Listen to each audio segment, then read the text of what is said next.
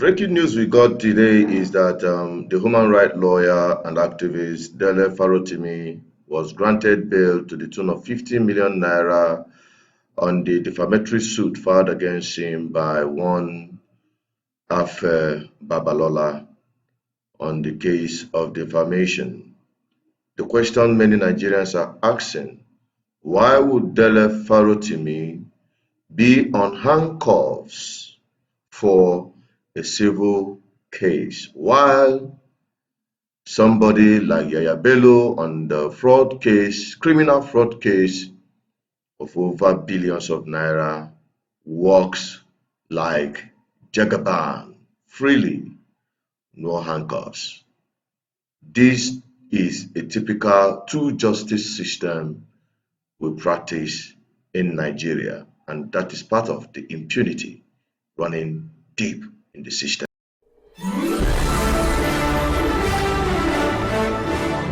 Viewers and subscribers, you're welcome back again on this platform where we tell you undiluted truth.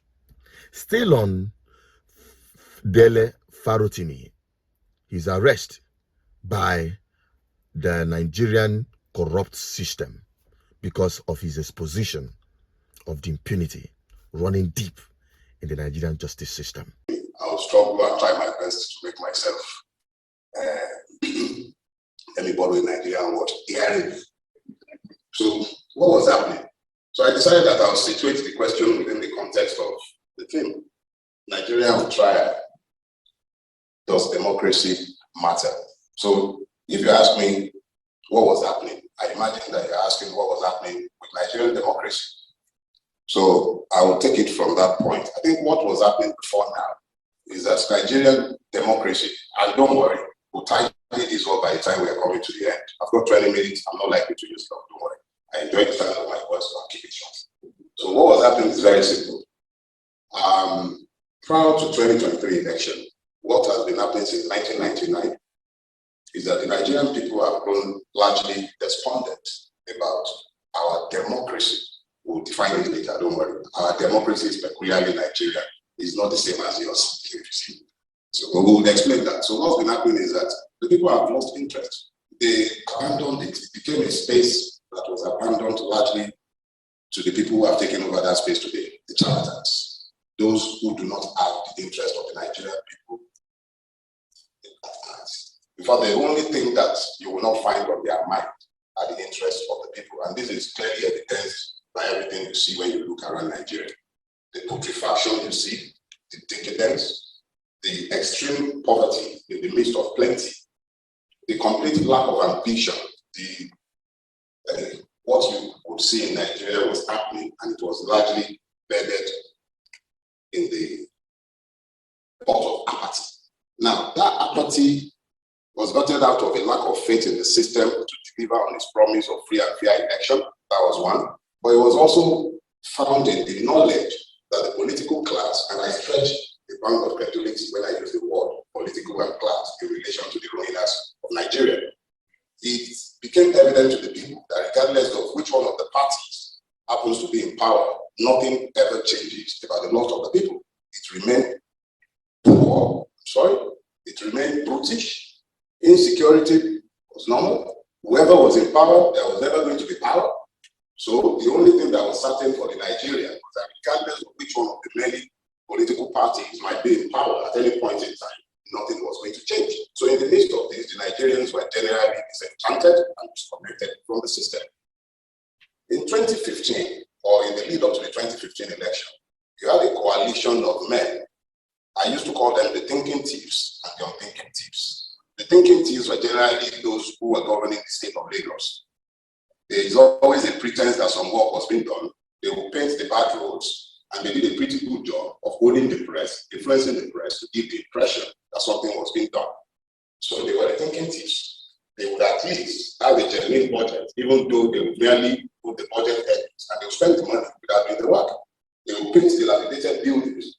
They will build roads that do not exist. They will concession public properties without regard. They were the thinking thieves. They were the AC. And then you had the unthinking thieves who had 16 years in power and really didn't care much about anything, any thoughts. They didn't pretend that they were stealing. They were simply stealing.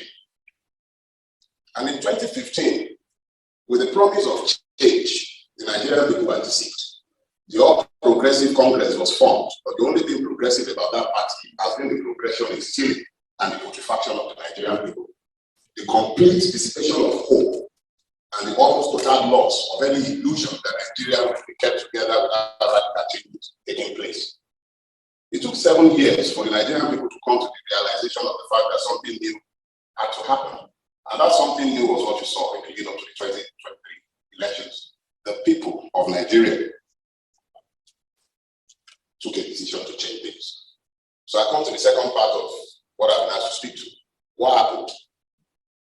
A coalition of the disadvantaged in Nigeria came together.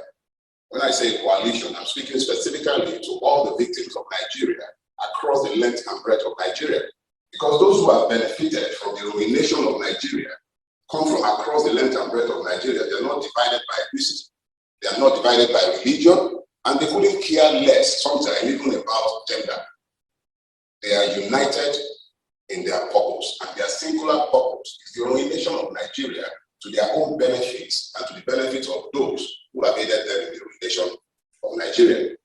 So what happened was that those who have for long been disadvantaged by the Nigerian mess began to realize the commonalities of their afflictions. And in the lead up to that election, several persons across the length and breadth of Nigeria, not even working together or in concert with each other, found commonalities. So a lot of us went out there and were convincing the people to go out and register to vote.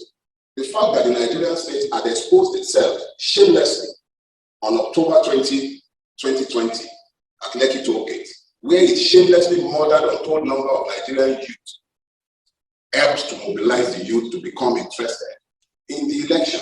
Because in the absence of the legitimacy of protests, peaceful protests, with the government making it clear that it has no shame or even any restraint about killing Nigerians, and the international community shamelessly looking on why this was happening without saying a word. And when it said anything, it merely whimpered in your parliament in Britain here. Togenad was busy telling us about how Gowon brought half of Nigeria's treasury to this country, telling us that Britain was effectively a recipient of stolen property. So that's another ballgame entirely. But the point is that we came to the realization of the fact that we are the ones who are going to have to sort out our own mess. So across the length and breadth of Nigeria, people got together in the knowledge that they had to do something. And they began to form little cells. And this happened on the 25th of February. Bola Ahmed Tinubu could not get 20% of the votes in Lagos State. That was what happened. That is a fact. No amount of oro that they might carry, and that man sat there wearing hat, pretending not to be here. Rosary of Tinubu. He was the one who forced them to start carrying oro. That was the extent of their fear. That was they were so afraid by the result they saw on the 25th of February that they were ashamed to bring out all manner of tribal and ethnic divisions, religious divisions, all manner of hatred to have recognized in broad daylight. The diplomatic community were there. Unashamedly, some of you in the diaspora were busy clapping this nonsense on. And I look at all of you and I wonder, how do you complain or speak or condemn racism if you, in your own country, if you in your own country cannot see another person as a wedge? That was what happened in Nigeria. So when you ask what happened, that was what happened. The people found the commonalities of their affliction and they delivered a crushing defeat to the ruling APC on the 25th of February. And after that happened, what then happened? INEC, under Professor Yakubu Mahmoud. These people will remember his name, but will not remember him for good. Because what he did is out there in the public space. Those who wish to theorize the skunk might call it any other thing. But the truth of the matter is that the man in question most shamelessly compromised the integrity of Nigerian election. I was up and I witnessed the election. I voted around 8:43 on the day, PM. The election was tallied at my polling unit around 1:43 a.m. fellow residents in my neighborhood brought generators, candles, and everything to ensure that INEC was able to do its job. Everybody did their job. The Nigerians, every one of us did our job. The only people who failed us, INEC. That was what happened. So they now told me, said, so what will happen? To know what will happen, we have to address the fundamentals that His Excellency mentioned in passing. And fundamentals are important. I'm a Yoruba man. The Yoruba nation is a very old one. It precedes the Nigerian nation. And it's probably as old as the English. I'm proud to say that. My mask that is in your museum here, it's back before Christ. So let's be clear about that. And one of our fundamental proverbs says this. He says, you say to the crippled, your load is imbalanced. And he says, why are you looking to the load on my head? Why don't you address the imbalance at the base? What will happen? I'll tell you. Nigeria is not possessed of the constitution. You know, His Excellency was busy talking about the sanctity of the constitution. Nigeria is not possessed of the constitution. Nigeria is governed by a decree. It is known as Decree 24 of 1999. It was the parting gift of the military junta that rules Nigeria. The constitution of Nigeria does not flow from the will of the Nigerian people. So the Nigerian is essentially not a citizen. He is a subject. Citizenship does not fall on your lap. It's a function of evolution.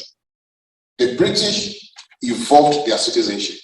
And you have to go back into the Magna Carta, dating back to, I think, 10 something.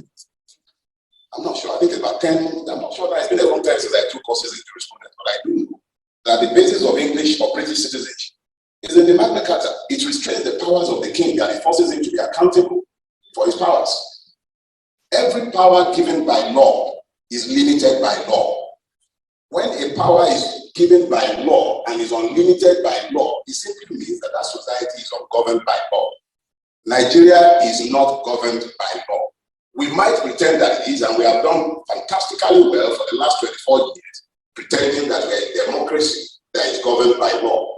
But Yorubas also say that when a house is calm, it is because the bastard in the house is not grown up. When the bastard is matured, the house is going to be upside down. What has happened is that the monster in the Nigerian household has grown up and has now become fully fledged. That constitution has always been a lie because it does not flow from the will of the people. It is a military imposition. That military imposition is what has come full circle. And the people now have to decide whether they are happy to live with a lie that is called the constitution and the monster that it has battered that is called a democracy, but is more fittingly called a democracy. That is on one hand. What will happen? I'm not going to threaten you with the refugee problem. You want it. That's the truth. The British and the rest of the West, the entire world economy is predicated on the assumption of African slavery. I'm sorry to say, but that is the reality.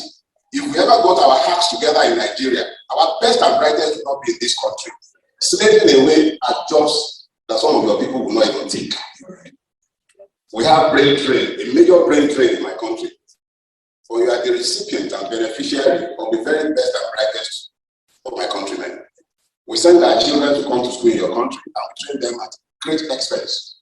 The money spent in Britain and other countries every year to train Nigerian children is sufficient to fix all the problems in our educational system. But I just read that the Nigerian government has declared that it is incapable of sponsoring tertiary education.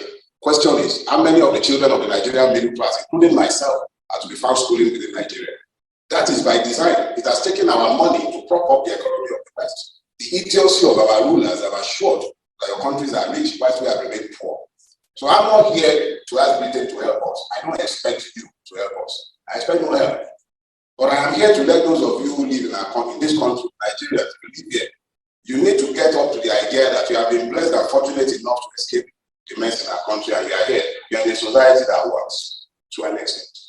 It might not always be this, but it's working currently. Where we can talk, you can. When they might hold us down in Nigeria, you can force their partners here who pretend to care about us but do not really give anything. Because I remind you, and I'll round up with this because I realize I'm close to 20 minutes now. In the immediate aftermath of the NSAS protest, I was asked to attend a meeting with the Western diplomats. And after the meeting, I sat down. I was trying to figure out exactly what the meeting was all about. And I realized that they were just worried about what we were likely to do and how it might affect their own business interests in Nigeria. So I realized that beyond the platitudes that might be offered by any Western or foreign powers, it is entirely up to us to find the solutions to our problems. So thank you for having these in Britain, since they are the ones who created the original mess called Nigeria. But solving the problem called Nigeria is entirely a Nigerian undertaking. How we do it is entirely dependent on us. But do not look to the British or to any part of the West for our solutions. It is entirely in our own hands. Thank you very much. Well, Nigerian government, we all have seen the shame. There is no need beating around the bush.